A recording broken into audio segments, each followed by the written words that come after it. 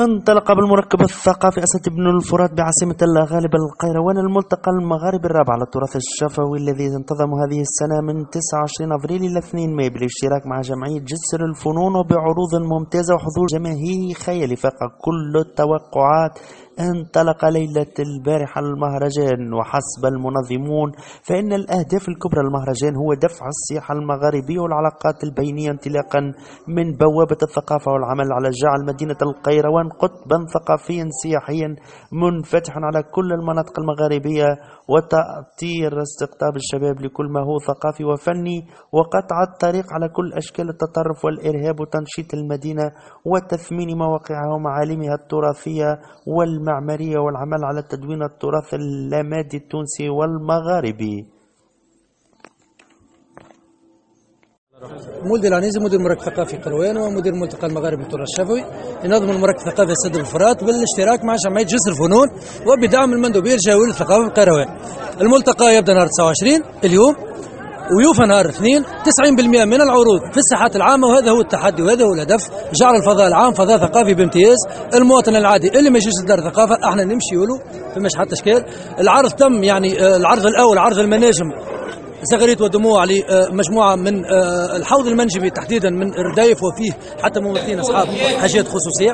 ثم العرض صار حدث الفنان الهادي عينوني، تقريبا أكثر من 70 شاب من شباب القيروان بمعدل أعمار 24 سنة. هذا هو الهدف، استقطاب الشباب لكل ما هو ثقافي وقطع الطريق بالتالي على كل ما هو فكر أسود، فكر تطرف. القيروان كانت عاصمة للإسلام، القيروان كانت بوابة الإسلام في المنطقة المغاربية، القيروان اليوم بوابة السلام. وشفتوا ظهر لي بكري الحمام الأبيض كما طار يعني من فوق سور باب جلالدين، السور اللي عمره 1400 سنة. قيروان التاريخ والحضارة بالفن بالثقافة بالشباب، نعيدوا لها المجد نتاعها إن شاء الله. قداش من عنصر على الركح اليوم؟ على الركح اليوم بالنسبة للعرض الأول عرض المناجم فيه أكثر من 40 عنصر أمام مركز ثقافي في ساحة الثقافة، فيهم ما يقارب 20 أصحاب حاجات خصوصية إعاقة. العرض الثاني عرض الفنان الهادي عينينو فيه أكثر من 70 عنصر دون اعتبار الفريق التقني، يعني جيش كامل من الفريق التقني، يعني كي نقولوا توا بالتقنيين بالتصوير بالعرض يعني يوصل حتى ل 100 عنصر. وشفتوا يعني مجهود خرافي مجهود كبير، وهذا هو كما يقولوا الثقافة اليوم يلزمها توصل للمواطن للساحات العامة.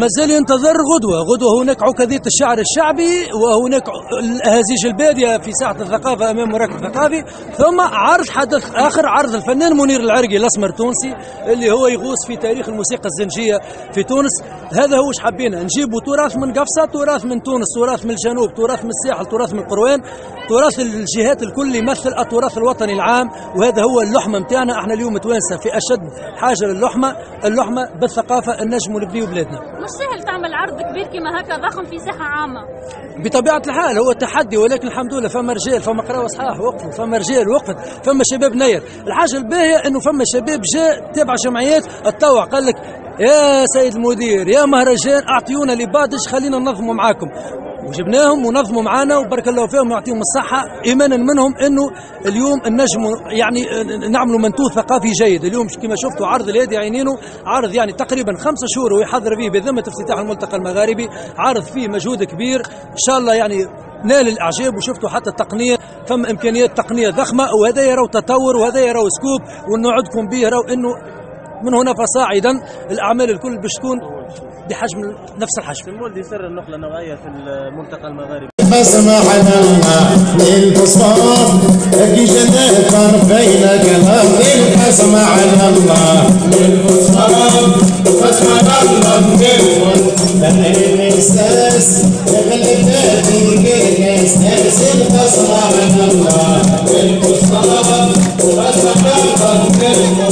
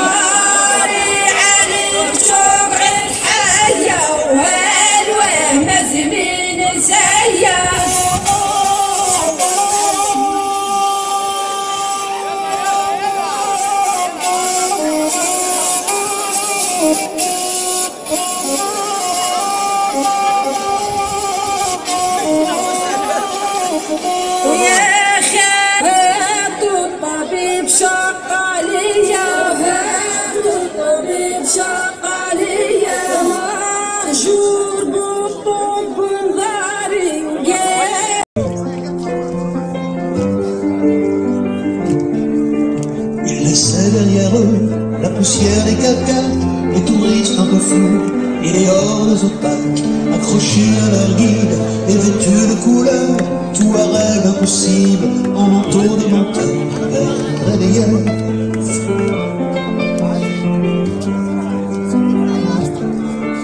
Au-dessus du désert, de cette mer de sable, il y avait ces couleurs de prairies improbables. Herbe verte de fleurs jaunes et bleues de cocagne, dans une vallée large et bordée de montagnes vertes et gaies.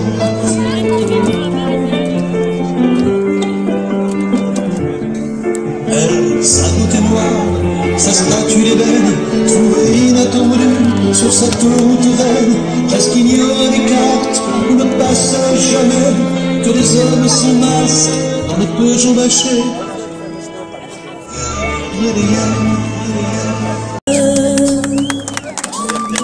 هنا أيها السادة نكون قد وصلنا. خالتك أحبه. ليش؟ الشيء العرض مكمل. وينه دوري في المسرحية؟ ولا بلاستي ديما في الكواليس؟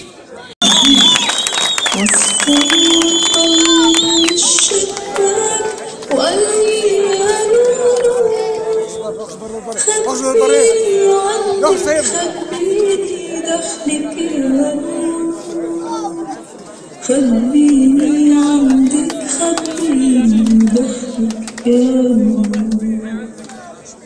انت من وين قلبي من حدود السماء. انت جاي من وين قلبي من بيت الجيران. انت خايف من مين قلبي من القفص بالنار.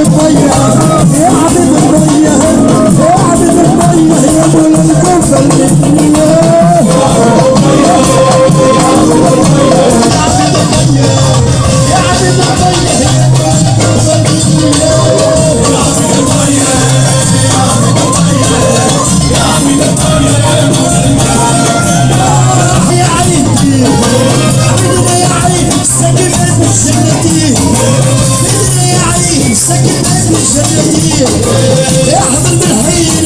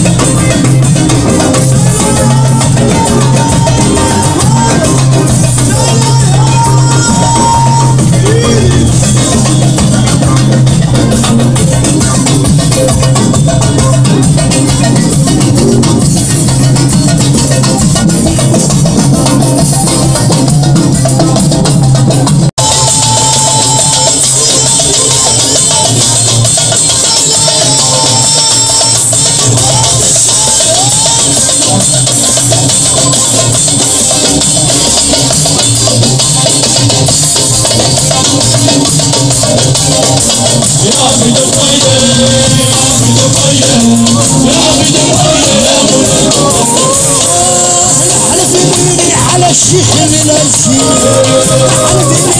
على الشيخ من الجيل راهب عيني والسن الحمام